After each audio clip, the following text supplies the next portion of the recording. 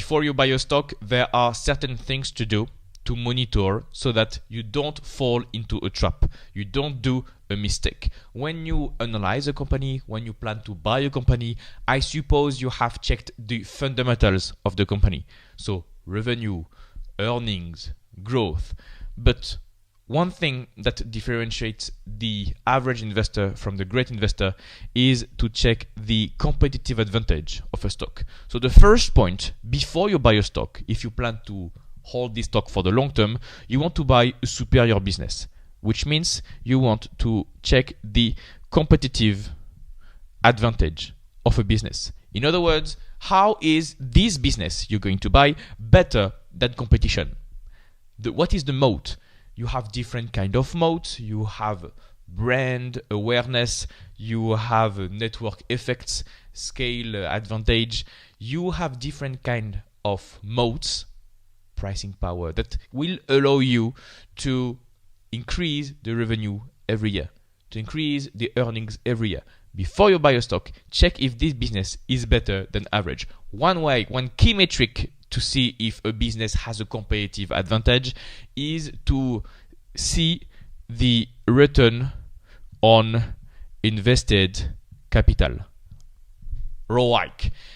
If you have a ROIC for the past 10 years that have been higher than 15%, it means they most likely have a moat, which means they are a good business, superior than competition. Because if they didn't have any moat, you can bet that competition from Silicon Valley, from China, will come to eat your lunch. So if you have a sustained return on invested capital for many years, it could be 10 years, but also 15 years, 20 years. If you have a sustained return on investment, that is very good news. It means you have a moat, you have some water around your castle, and competition can't hurt you much. And you can track this very easily. There are screeners on the internet that allow you to see the return on invested capital. You are not forced to calculate it. There are some tools online. You can use FinChat, you can use Stock Unlock, you can use Guru Focus. Guru Focus is free if you want, and you can check the return on invested capital, check if it's above 15%. By the way, if you want to outperform the market with a proven investing strategy, I've created a free guide that shows you how to do it step by step. Just comment guide below and I'll send you the link to access it on demand. Second point, before you buy a stock, obviously, now that we are talking about competitive advantage, you want to check the competition. It's a big C for competition. Who are the competitors? Who are the threats? Who are the ship that you can eat? Who, for example, I'm taking the example of, let's say, a cybersecurity company. You plan to buy a cybersecurity company because they are growing nicely. Okay. In which segment of cybersecurity are they operating? And who are the main competitors? You may find one, two, three companies that are in the same area. Okay, check them. How do you check competition? You check similarly their revenue growth, their margins, their earnings growth over time, their return on invested capital. Because maybe everybody has a high return on invested capital, everybody is happy, everybody is nice, everybody is making a lot of money. Most of the time, this doesn't happen. This doesn't happen. Most companies are, don't want to say aggressive to each other, but there is a fight to get more market share. So most companies are not nice to each other and having a high return on investment. Somebody is always losing, somebody is always winning. You want to invest with winning companies, turnaround plays, or proven winners. And you can check competition, check their margin, check their products, are they better, check their moat. Maybe a competitor has a moat and will eat your lunch because they have a better moat than yours. Maybe that's the case. You never know what can happen. I've seen this example for cybersecurity. That's the reason it came to my mind. But yeah, you can take a lot of similar companies in the same situation and check the competition. For example, at the moment, a lot of people talk about Celsius, the energy drink company. I know the energy drink industry. You have Red Bull, Monster, Celsius, and other players, much smaller. So if you want to invest in Celsius Holdings, for example, a small beverage company that is growing fast, check the competition. Check Red Bull, check Monster. Red Bull is a private company, so you will have great difficulty of finding the margins, the fundamentals. But Monster is a public company. Check the moat, check the margins, check how are your products different from Monster's products, and check the other players as well. How are you different? So competitive advantage and competition. Now you see it's getting more qualitative over time, because maybe you are in this situation of, oh, okay, you want to buy a stock because you like the fundamentals, but I'm asking you this question: have you checked the qualitative aspects? Because in the long term, qualitative aspects of a business matter as much as the quantitative side of the analysis. You can grow very well, but if the ship turns and it starts to decline, and the revenue starts to decline, earnings start to decline, this is based on a qualitative factor. Something has changed, and if you don't know who is the management, what are the incentives, who are the competition, how is my market evolving, you will not know what to do when things turn sour, and that's how you can lose a lot of money. You can do a stupid mistake like this. So check competitive advantage, check the competition. Let me check this. You want to check the potential guidance for future years.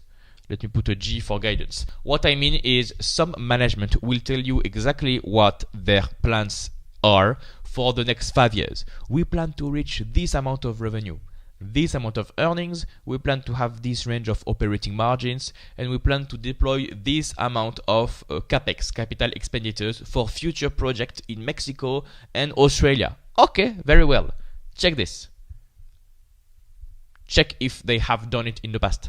Check if in the last 5 years they have done what they said they would do. And if you can believe management and their past guidances, you can trust them with their current guidance and their expected forecast for the next 5 years. Check the guidance and see if you like it.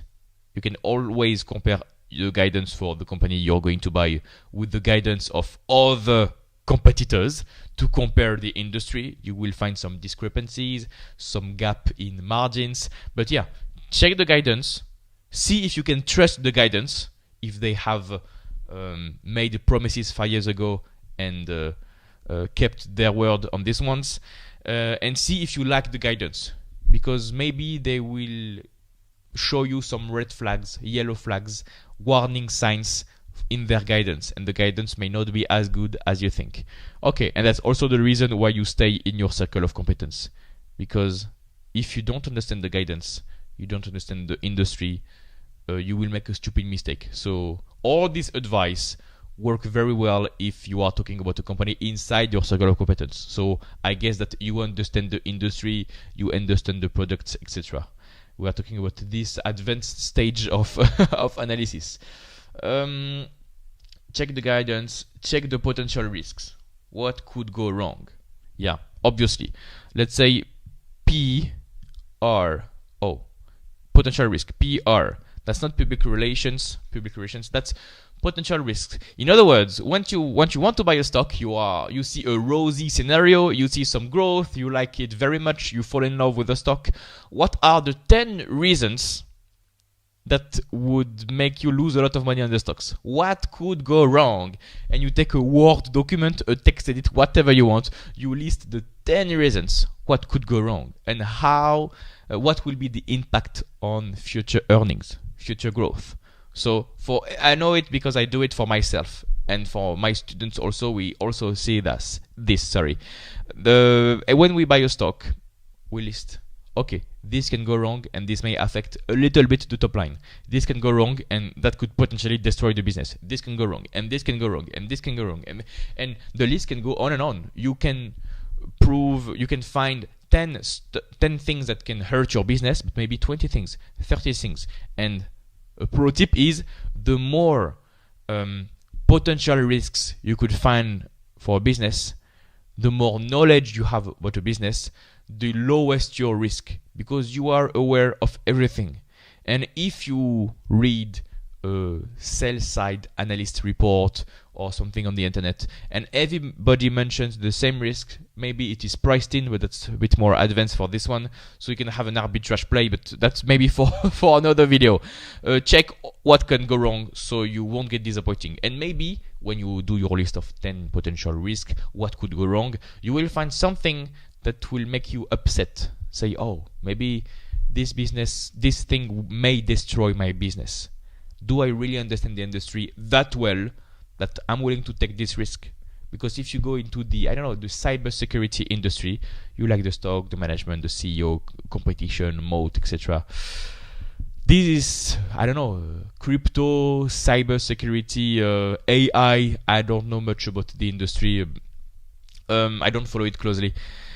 Maybe these potential risks may disrupt the whole industry and you will lose a lot of money on this one. So this is small red flags for you before you buy a stock to get you more confidence in buying. If you don't like what you see for the potential risks that could potentially destroy your stock, is it a good time to buy right now?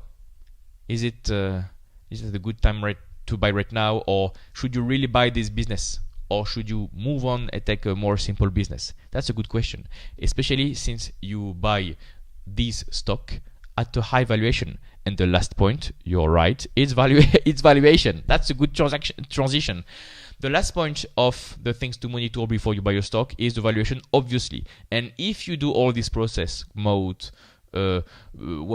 potential risks, if you see some potential risks that could completely destroy your business, and if the stock is trading at a high valuation, you have some good risks here. You have some important move, and the stock, if there is a risk that happens, misguidance, etc.